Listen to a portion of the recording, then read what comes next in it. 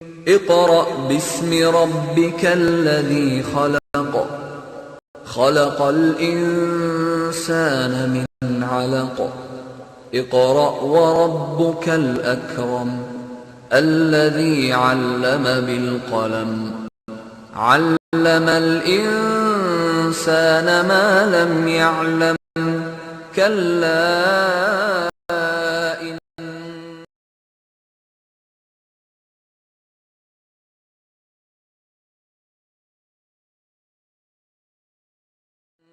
السلام عليكم ورحمة الله وبركاته.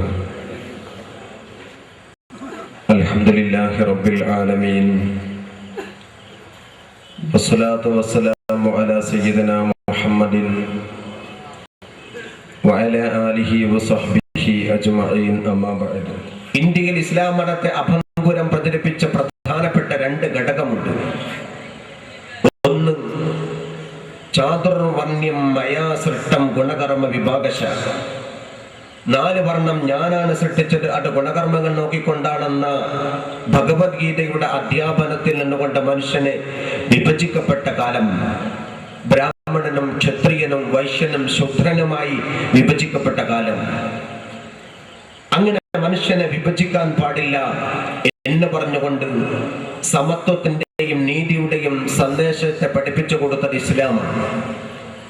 അതുകൊണ്ടാണ് ഇസ്ലാം മതം ഇന്ത്യയിൽ അഭംഗുരം പ്രചരിപ്പിക്കപ്പെടാൻ കാരണമായത് എന്ന് ജവഹർലാൽ നെഹ്റു തന്റെ ഡിസ്കവറി ഓഫ് ഇന്ത്യയിൽ പറയുന്നു. പ്രീച്ചിങ് ഓഫ് ഇസ്ലാമിൽ തോമസ് ആർണൽഡ് പറയുന്നു. കൊച്ചിൻ സ്റ്റേറ്റ് മാനുവലിൽ സി അച്യുതമേനോൻ പറയുന്നു.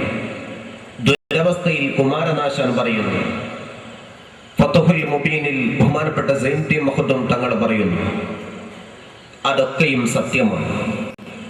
രണ്ടാമത്തെ ഘടകം, ഈ പറയപ്പെട്ട മുഴുവൻ ഗ്രന്ഥങ്ങളിലും പറഞ്ഞിട്ടുള്ള രണ്ടാമത്തെ ഘടകം ഔലിയാക്കളുടെ കറാമത്താണ്.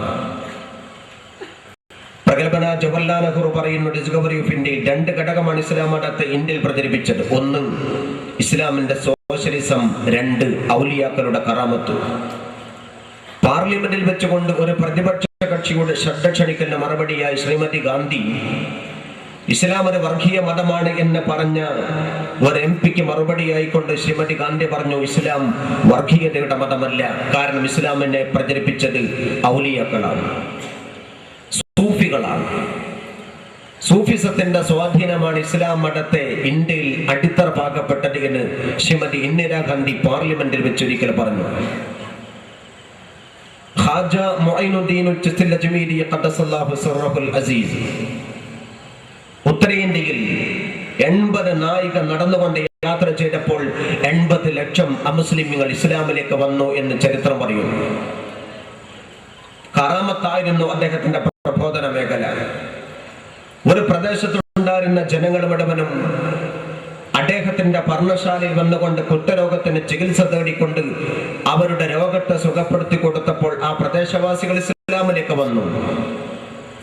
സവർണ നാടുവാഴി ബഹുമാനപ്പെട്ട മുഈനുദ്ദീൻ തങ്ങളോട് പറഞ്ഞു, നിങ്ങൾ ഇനി മുതൽ ഇതുവരെ കുളിച്ചും കുടിച്ചും ഇരുന്ന അമ്പലത്തിന്റെ കുളത്തിൽ ഇറങ്ങാൻ പാടില്ല. അദ്ദേഹം പറഞ്ഞു, ഞാൻ ഇതുവരെ കുളിച്ചത് ഈ കുളത്തിന്നാണ്, ഇതുവരെ കുടിച്ചതും ഈ കുളത്തിന്നാണ്. നിങ്ങൾ എനിക്ക് വെള്ളം വിലക്കുകയോ എങ്കിൽ അവസാനമായി ഒരു കുടം വെള്ളം മുക്കാൻ എനിക്ക് സമ്മതം തരണമെന്ന് പറഞ്ഞു. നാടുവാഴി നാട്ടുകാരുടെ നിർബന്ധത്തിന് വഴങ്ങിക്കൊണ്ട് സമ്മതം കൊടുത്തു. ബഹുമാനപ്പെട്ട ഖാജ മുഈനുദ്ദീൻ തങ്ങൾ അവസാനമായി ഒരു കുടം വെള്ളം മുക്കാൻ കുളത്തിലേക്ക് ഇറങ്ങി. കുടം കുളത്തിലേക്ക് വെച്ചു. കുടത്തിന്റെ പകുതി ഭാഗം മാത്രമേ വെള്ളം എടുക്കാൻ കഴിഞ്ഞുള്ളൂ.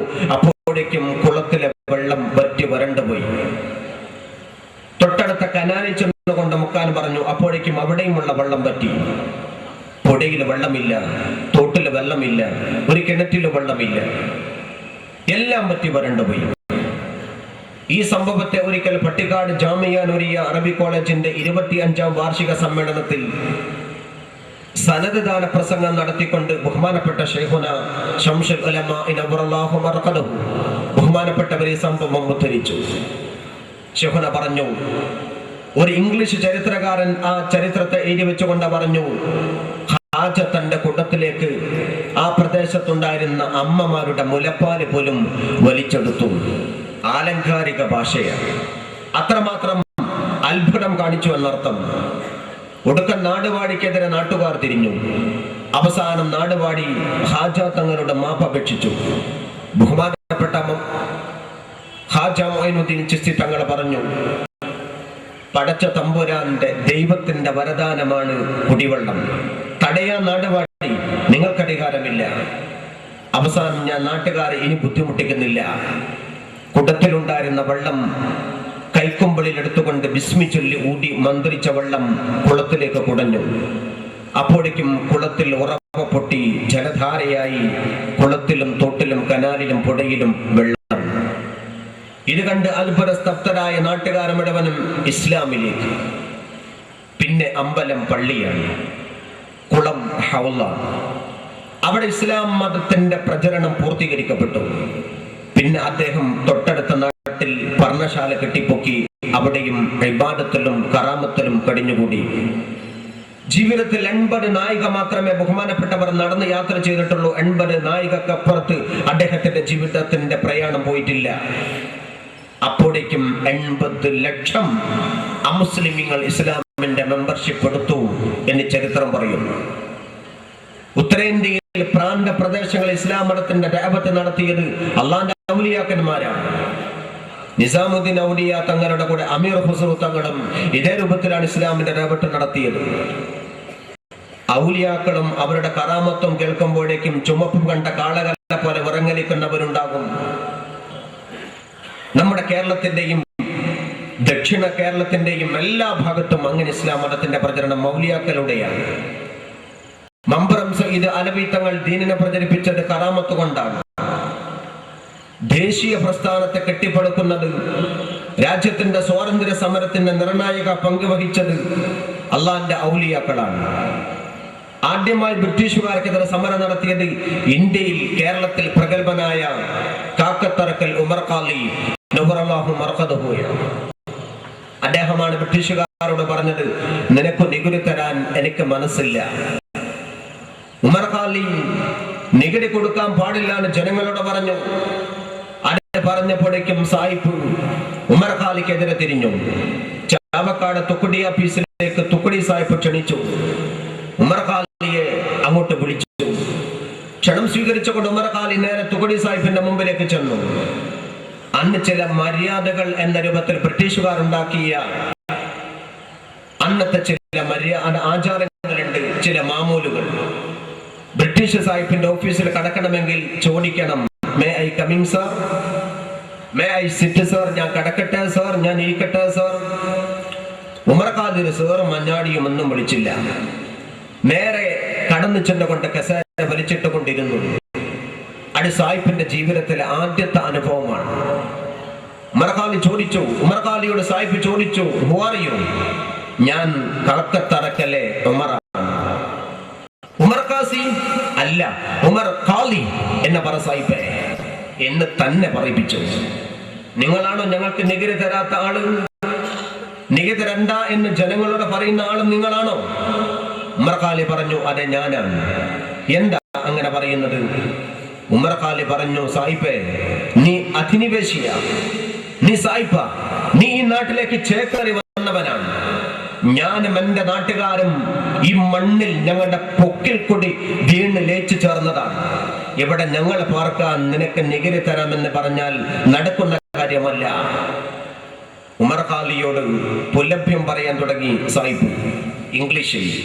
അവസാനം ഉമർ ഖാലി തിരിച്ചടിച്ചു,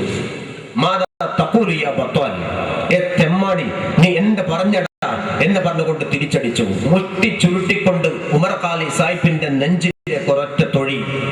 ഇടികൊണ്ട സായിപ്പ് മലർന്നു കെട്ടി വീണു. വീണ് കിടക്കുന്ന സായിപ്പ് പറഞ്ഞു, യു ആർ അണ്ടർ അറസ്റ്റ്. ഞാൻ അറസ്റ്റ് ഭരിക്കാനാണ് വന്നത്, എന്നെ കൊണ്ടുപോയിക്കോ. ഉമർ ഖാലി 2 കൈ നീട്ടി കൊടുത്തു. ആമ വെക്കാൻ പോലീസിന്റെ ധൈര്യം വന്നില്ല. അവസാനം മഞ്ചൽ കൊണ്ടുവന്ന് ഏറ്റിക്കൊണ്ടുപോയി കോഴിക്കോട്ട് പുതിയ സബ് ജയിൽ കൊണ്ടുവന്ന് അടച്ചു ഉമർ ഖാലിയെ. ബഹുമാനപ്പെട്ട നമ്മുടെ ഉസ്താദ് റഹ്മത്തുള്ളാ ഖാസിമി വേദിയിലേക്ക് കടന്നു വരികയാണ്. അല്ലാഹു അക്ബർ, അല്ലാഹു അക്ബർ, അല്ലാഹു അക്ബർ, ലാ ഇലാഹ ഇല്ലല്ലാഹു, അല്ലാഹു അക്ബർ, അല്ലാഹു അക്ബർ, വലില്ലാഹിൽ ഹംദ്.